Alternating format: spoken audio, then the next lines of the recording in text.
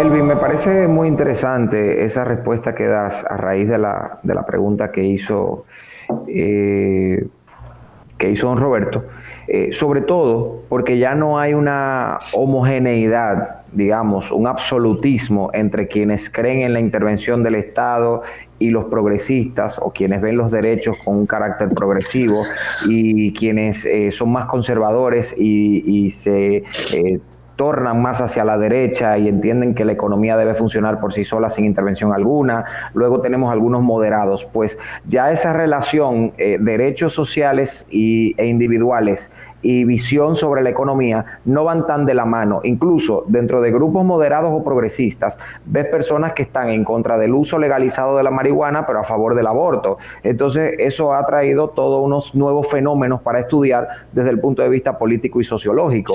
Hay personas que creen que el Estado no debe intervenir en la economía, pero que en momentos de crisis el Estado puede, digamos, impulsar a través de las obras públicas y demás el aparato económico de todo un país. Entonces aquí vemos que no hay una homogeneidad en las ideologías, y luego tenemos esos extremos que, digamos, se amarran o se anclan en un sector y, digamos, que absorben todo lo que ese sector trae consigo, bueno o malo, lo crean o no. Pero me parece también importante señalar que en el caso de estas elecciones, de las PASO, y este resultado que estamos viendo, la Ciudad Autónoma de Buenos Aires, que vendría siendo el equivalente al Distrito Nacional aquí en República Dominicana, una jurisdicción electoral tradicionalmente radical o antiperonista. O sea, es una jurisdicción que usualmente vota en contra del peronismo, en contra de los Kirchner, en contra de todo lo que represente esa ideología progresista o de izquierda, que en la realidad no siempre se materializa, pero por lo menos es lo que venden. Y de hecho, desde que Néstor fue presidente, hasta el 2009 me parece que llegó Cristina, los 8 años de Cristina y luego los 4 años de Macri, la Ciudad Autónoma de Buenos Aires estuvo gobernada, el gobierno de la ciudad estaba encabezado por Macri y por Larreta, que eran de este sector precisamente, y se mantuvo de manera continua y permanente. Lo que sí creo, y me gustaría saber tu posición, si has podido profundizar en esa parte de la política argentina, es que nos hables de la polarización que se da entre los kirchneristas / peronistas y todos los demás, a los que ellos popularmente le denominan gorilas, porque la polarización ha llegado al punto de que todo el que no es kirchnerista o peronista es un gorila. Entonces esto demuestra que hay una polarización que ha permeado toda la sociedad de manera histórica. Entonces, ¿cómo tú ves esta situación de que es un país tradicionalmente, históricamente peronista, pero que se ha volcado ahora totalmente hacia la oposición pura y dura de lo que representa el peronismo en Argentina? Sí, interesante lo que plantea Francisco. Vamos a ver, en Argentina siempre ha habido un sentimiento. Hello. Hola Miralba, hola Cavada, hola Francisco, hola Elvin. Hola. Hola, Nane, estamos al aire. Danos unos minutitos. Hello. Vamos a hacer una cosa para saludar a Nane. O despedimos a Elvin, dices. No, Elvin tiene que terminar.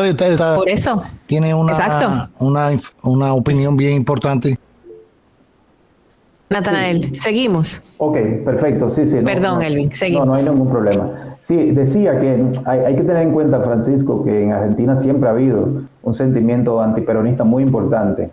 Y eso hay que verlo en la perspectiva de lo que representó Perón en la historia argentina cuando surge en el siglo XX, que Perón lo que representaba fundamentalmente es esta idea, ¿no?, de un proyecto nacional argentino, desde el punto de vista de la planificación económica, desde un punto de vista también, o una propuesta de contrarrestar esa élite histórica ligada al campo, que está ubicada en toda esa zona de La Pampa, Argentina, Santa Fe, la zona de Buenos Aires, hasta llegar casi a Santiago del Estero, que Perón se presentó siempre como una alternativa frente a esa élite, ¿no? Entonces, siempre ha habido en ciertas clases medias argentinas una resistencia a esa idea de tener un proyecto soberano, nacional, no vinculado directamente o no determinado desde esa visión del campo, desde esa visión de las élites tradicionales argentinas. Entonces, eso por un lado. Por otro lado, tener en cuenta también que el peronismo no es del todo correcto ubicarlo como una vertiente de izquierda. El peronismo tiene digamos, sectores. Por ejemplo, Menem fue un presidente peronista y Menem fue el que aplicó el programa neoliberal más radical que hubo en Argentina hasta antes de Macri en el 2015, y Menem fue peronista. Pichetto, el candidato a vicepresidente de Macri en la elección pasada del 2019, era peronista y estaba haciendo binomio con un neoliberal de derecha. Entonces el peronismo es complejo, ¿no? Por eso, sí. Por eso siempre, perdón, Elvin, por eso siempre metí el slash o el guión kirchnerista, porque hay que ver ya el peronismo desde las diferentes perspectivas, como tú muy bien lo estás explicando ahora, pero desde el año 2003 para acá, cuando uno habla de peronismo, lo primero que surge es, digamos, el tema del kirchnerismo por los 16 años consecutivos que estuvieron, digamos, gobernando en el gobierno federal, ¿verdad?, del país. Sí, pero el kirchnerismo, claro, es muy importante porque más que con Néstor, el kirchnerismo se fortalece con Cristina, ¿no? Y con la Cámpora, que es como el núcleo donde se forman la mayoría de cuadros que luego toman posiciones en el kirchnerismo, y la Cámpora está muy vinculada a Máximo, el hijo de Cristina y el hijo de Néstor. Pero sí es importante en eso porque es insuficiente en mi criterio analizar la política argentina en términos de izquierda y derecha únicamente. La política argentina tiene un componente popular, que es esta concepción popular frente a la concepción aristocrática del campo, más conservadora, que representa hoy Macri y sus sectores, y el propio Milei, etcétera. Entonces, eso por un lado. Y por otro, que efectivamente hay una gran polarización en Argentina, pero es la polarización que podemos ver aquí mismo en Ecuador, es la que se está viendo hoy en México con López Obrador, es la que se vio en su momento con sus características trágicas, lamentablemente, en Venezuela, que es esta polarización que tiene que ver con una resistencia a planteamientos que tengan que ver con rupturas sobre modelos de acumulación, sobre modelos ideológicos que han sido imperantes a lo largo de la historia en América Latina. Cuando surgen estos liderazgos, estos grupos, estas organizaciones que plantean una ruptura estructural frente a eso, hay una gran resistencia, y esa resistencia toma cuerpo en la disputa política en términos ideológicos, ¿no? Y eso es lo que estamos viendo en Argentina. Se polariza la sociedad porque hay dos proyectos y dos visiones ideológicas enfrentadas en ese país, que tiene eso también una vinculación con la historia de la Argentina, ¿no? Entonces por ahí va esa polarización, donde hay una alternativa de ruptura con modelos históricos estructurales, siempre va a haber un nivel de polarización, ¿no? Como respuesta a eso.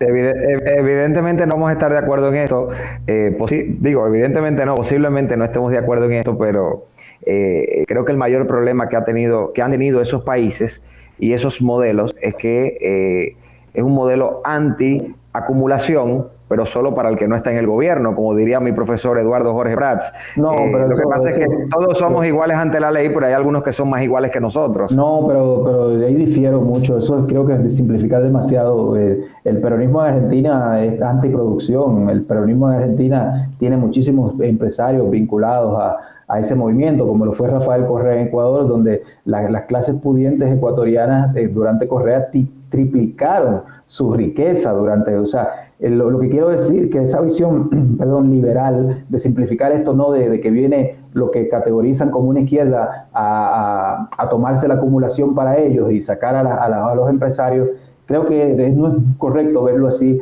en el tema de América Latina, porque proyectos del tipo socialista radical, aquí solo hubo uno en América Latina, que fue el de Venezuela, en Chávez. Estos proyectos de Correa, el propio kirchnerismo en Argentina, no son otra cosa que neokeynesianismos nacionalistas que plantean desde el punto de vista en los retóricos tienden a ser radicales, pero a nivel de la política concreta lo que hacen son reformas para que la acumulación se pueda de alguna manera redistribuir dentro de la concepción que ellos tienen. Pero no creo que incluso los datos donde uno ve que en la economía ecuatoriana durante Rafael Correa pasó el PIB de 48.000 millones de dólares a 97.000 millones. Hombre, si eso es un proyecto socialista, yo quisiera saber entonces qué es el socialismo, ¿no? Bueno, ahí está el debate servido como siempre. Nosotros agradecemos a Elvin como siempre su disposición para conversar sobre este y muchísimos otros temas y hemos conversado con él en el día de hoy desde Ecuador. Elvin es politólogo, máster en teoría política en la Complutense de Madrid y con él hemos conversado sobre, primero empezamos hablando del fenómeno Javier Milei en Argentina y cómo logró colarse en estas elecciones y bueno, luego el debate ya se fue más por el tema de ideologías, derecha, izquierda, pero siempre interesantísimo. Elvin, muchísimas gracias. Muchas gracias. Buenas tardes.